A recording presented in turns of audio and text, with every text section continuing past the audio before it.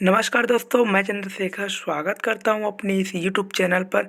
दोस्तों, आज हम बौद्ध धर्म के बारे में पढ़ने वाले हैं, तो वीडियो के लास्ट तक बने रहिएगा। चलिए वीडियो की ओर बढ़ते हैं। तो महात्मा बुद्ध जी के बारे में आज हम जानने वाले हैं। बौद्ध धर्म से संबंधित जानकारियाँ इस प्रकार है।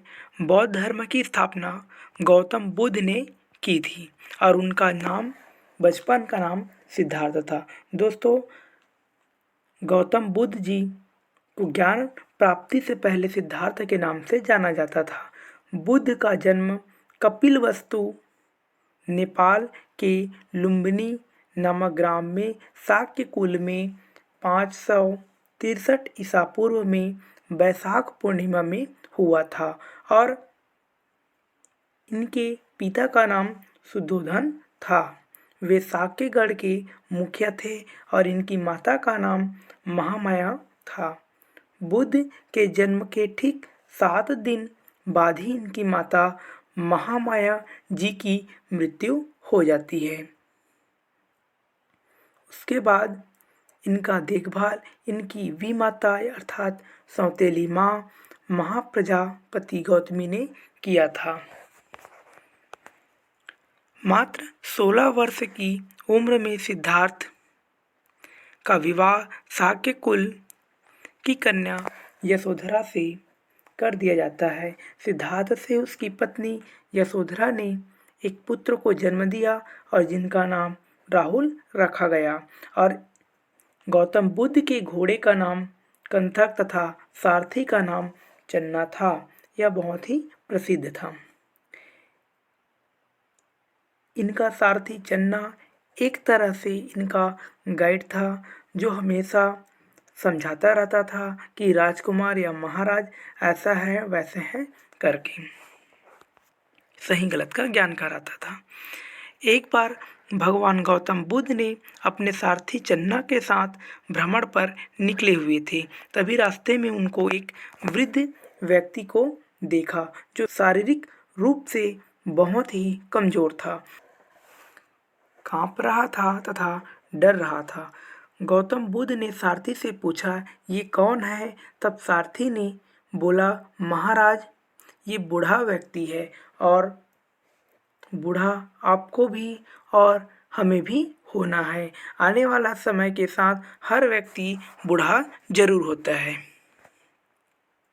यह सुनकर उनका मन विचलित हो जाता है।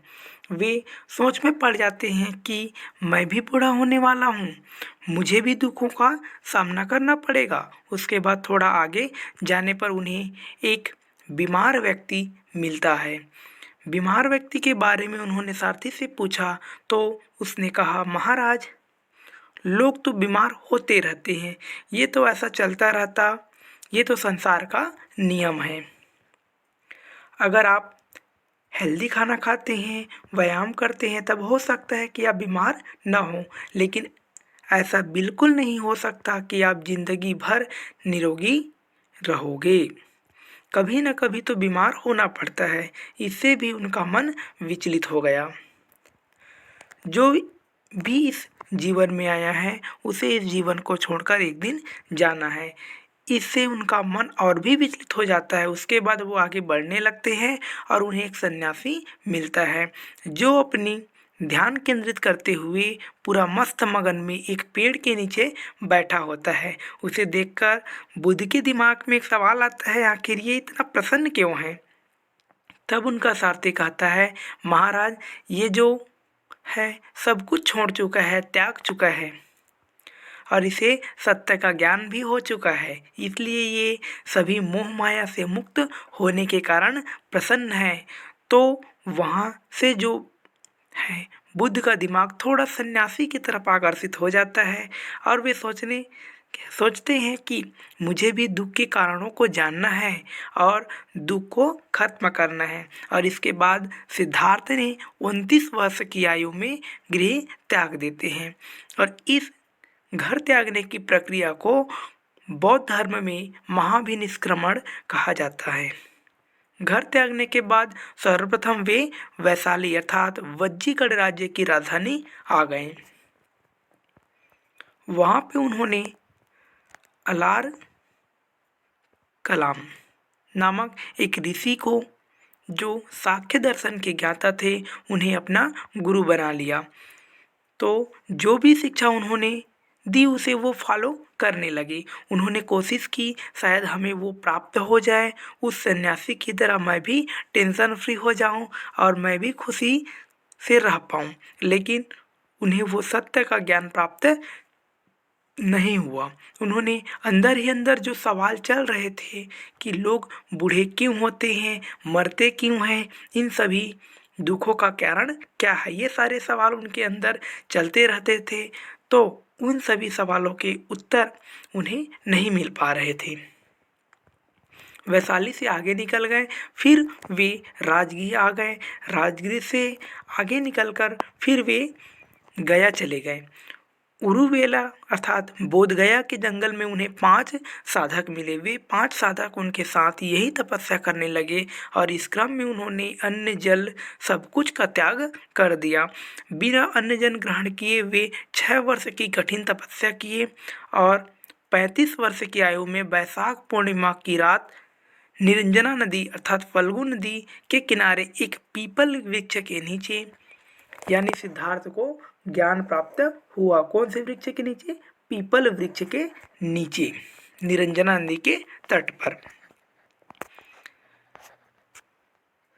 जब सिद्धार्थ को ज्ञान प्राप्त होता है तब ये बुद्ध कहलाने लगते हैं और बुद्ध का मतलब होता है एक ज्ञान संपन्न व्यक्ति। तब से सिद्धार्थ बुद्ध के नाम से जाना जाता है। ज्ञान प्राप्ति के बाद ही गया बोध गया के रूप में भी जाने लगा। ज्ञान प्राप्ति की घटना को बौद्ध ग्रंथों में संबोधि कहा गया। बुद्ध को तथागत नाम से भी जाना जाता है और जिसका मतलब होता है सत्य है ज्ञान जिसका। क्या नाम? तथागत। बोध गया के आसपास के ही 2 बंजारे तपस्क तथा मल्लिक को सर्वप्रथम अपना शिष्य बनाया और उपदेश दिया। भगवान बुद्ध को एशिया का पुंज अर्थात लाइट ऑफ एशिया कहा जाता है। उरुबेला अर्थात बोध गया को छोड़कर बुद्ध ऋषिपत्तनम सारनाथ आ गए और सारनाथ में उन्होंने अपना पहला उपदेश दिया था जिसे बौद्ध ग्रंथों में धर्म चक्र प्रवर्तन कहा गया है। इन्होंने अपने उपदेश जनसाधारण की भाषा पाली में दिए थे और इन्होंने अपने ज़्यादातर उपदेश मगध, कौशाम्बी, वैशाली, कौशल और अन्य राज्यों में दिए थे। महात्मा बुद्ध ने अपना सर्वाधिक उपदेश श्रावस्ती, जो कि कौशल महाजनपद की राजधानी हुआ करती थी, वहाँ पर वे दिए हैं। तो दोस्तों, सारनाथ में उन्होंने पहला उपदेश दिया जिसे धर्म चक्र प्रवर्तन कहा गया और उनकी भाषा क्या थी? पाली भाषा में उपदेश दिया करते थे। इनके कुछ प्रमुख अनुयायी थे जैसे बिंबिसार, अजातशत्रु, उदयन और प्रसेनजित। ये राजा इनके अनुयायी थे। जहाँ पर 80 वर्ष की उम्र में 483 ईसा पूर्व में और इनकी मृत्यु हो जाती है और जिन्हें बौद्ध ग्रंथों में महापरिनिर्वाण कहा गया है। मृत्यु के पश्चात बुद्ध के शरीर के अवशेष को 8 भागों में बांटकर उस पर 8 स्तूप का निर्माण कराया गया है। दोस्तों, बौद्ध धर्म में मृत्यु को महापरिनिर्वाण कहा जाता है। उनके अनुयायी 2 तरह के थे, एक भिक्षुक और एक दूसरा थे उपासक। भिक्षुक वे लोग थे जो अपना पूरा घर बार त्याग कर सन्यासी के रूप में रहते थे और भगवान बुद्ध की जो शिक्षा थी उसके अनुसार अपना जीवन व्यतीत करते थे। और उपासक वे लोग थे जो गृहस्थ जीवन में रहते हुए भगवान बुद्ध के नियमों का पालन करते थे। महात्मा बुद्ध ने मध्यम मार्ग का उपदेश देते हुए कहा कि मनुष्य को न तो कठोर तप करना चाहिए और न ही ज़्यादा भोग विलास में पड़ना चाहिए, अर्थात उसे बीच वाला रास्ता अपनाना चाहिए। तो महात्मा बुद्ध का कौन सा मार्ग है? मध्यम मार्ग। यानी कठोर तपस्या वैसा भी मत करो कि भूखा रह जाओ और 10 दिन तक और आपका शरीर खत्म हो जाए, और ऐसा भोग विलास भी मत पड़ो कि बाद में आपको प्रॉब्लम भी हो जाए। तो महात्मा बुद्ध ने मध्यम मार्ग को अपनाया था। भगवान बुद्ध ईश्वर में विश्वास नहीं करते थे, यानी वे अनिश्वरवादी थे। एक चीज़ ध्यान में रखिएगा कि जैन धर्म में भी ईश्वर को नहीं माना जाता था और जैन धर्म में आत्मा को माना जाता था, लेकिन बुद्ध आत्मा में भी विश्वास नहीं करते थे। गौतम बुद्ध पुनर्जन्म के सिद्धांत को मानते थे। बुद्ध की खुद के पुनर्जन्म की कथाएं जातक नामक ग्रंथ में उल्लेखित है और ऐसा माना जाता है कि गौतम बुद्ध के रूप में जन्म लेने से पहले वे बुद्ध ने 550 से भी ज़्यादा जन्म लिए थे। जातक ग्रंथों में भगवान बुद्ध के इन्हीं पूर्व जन्मों की कथा वर्णित है और उन्होंने 4 आर्य सत्य का उपदेश दिया था। वे 4 आर्य सत्य हैं: संसार दुखमय है, दुखों को रोका जा सकता है और दुख का कारण तृष्णा है और तृष्णा को दुखों को रोकने का तरीका है कि अष्टांगिक मार्ग अपनाया जा सके। तो उनके अनुसार अष्टांगिक मार्ग दिया गया। बुद्ध ने 8 नियम बताए और जिसे हम फॉलो करके दुख को रोक सकते हैं। और ये अष्टांगिक मार्ग कौन कौन से हैं, आइए देखते हैं। तो पहला है सम्यक दृष्टि, अर्थात इसका मतलब होता है कि आपको सत्य का ज्ञान होना चाहिए, आपको पता होना चाहिए कि दुखों का कारण क्या है और इसे कैसे रोका जा सकता है।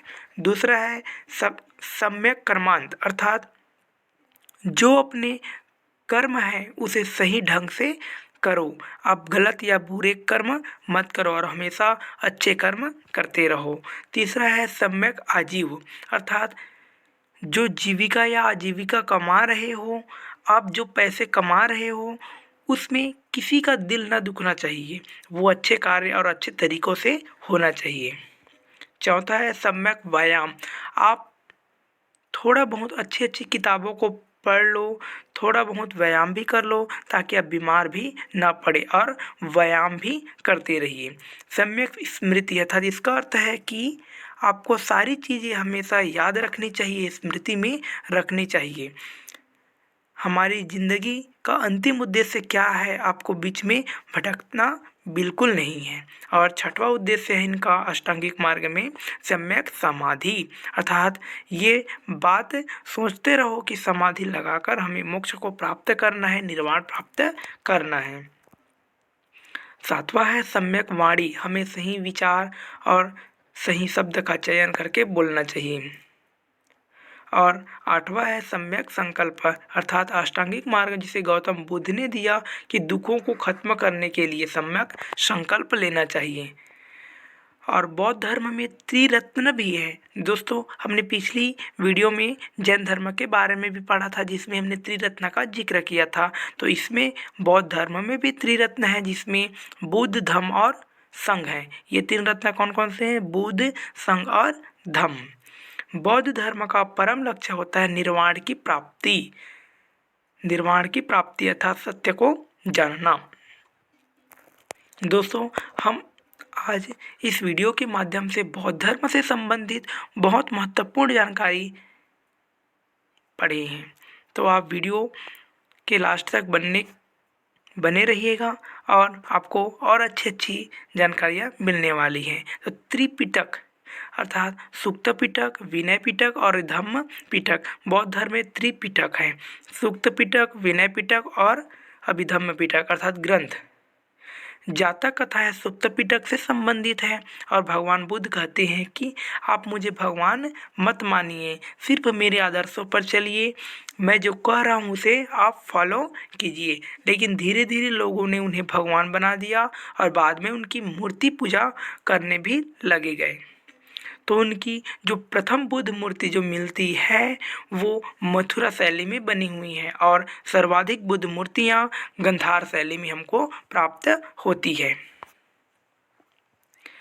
बौद्ध धर्म में 4 संगति हुई हैं जिसमें प्रथम संगति राजगृह में हुआ 483 में और द्वितीय बौद्ध संगति वैशाली में हुआ और तृतीय बौद्ध संगति पाटलिपुत्र में हुआ और चौथी बौद्ध संगति कुंडलवन कश्मीर में हुआ था। दोस्तों, बौद्ध संगीति अर्थात सभाएं तो प्रथम कब हुआ? 483 ईसा पूर्व। कहाँ पर? राजगृह में। और इसके अध्यक्ष थे महाकश्यप जी। और शासनकाल अजातशत्रु राजा के शासनकाल में हुआ था।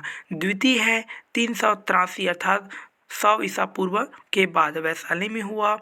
सकाकामी भी इनके अध्यक्ष रहे और कालाशोक के शासनकाल में हुआ। और तृतीय बौद्ध संगीति 255 ईसा पूर्व पाटलिपुत्र में हुआ और मोगलीपुत्र तिस्साल अध्यक्षता किए और शासनकाल अशोक के काल में हुआ। और चतुर्थ है 1ली शताब्दी में हुआ, कुंडलवन कश्मीर में हुआ और वसीमित्र इनके क्या थे? अध्यक्ष थे। कनिष्क के शासनकाल में ये बौद्ध संगीति हुए हैं। तो दोस्तों आज हमने बौद्ध धर्म से संबंधित जानकारियाँ प्राप्त की है और आने वाली वीडियो में आप जैन धर्म और बौद्ध धर्म से संबंधित प्रश्नों का अध्ययन करने वाले हैं और उनमें कौन कौन सी समानताएं और असमानताएं हैं उनको हम देखेंगे। इसलिए आप इस चैनल से जुड़े रहिएगा और अभी तक आप इस चैनल को सब्सक्राइब नहीं किए होंगे तो इसका चैनल को सब्सक्राइब कर लीजिए, फॉलो कीजिए और लाइक कीजिए और शेयर ज़रूर कीजिएगा। धन्यवाद दोस्तों। जय हिंद, जय भारत।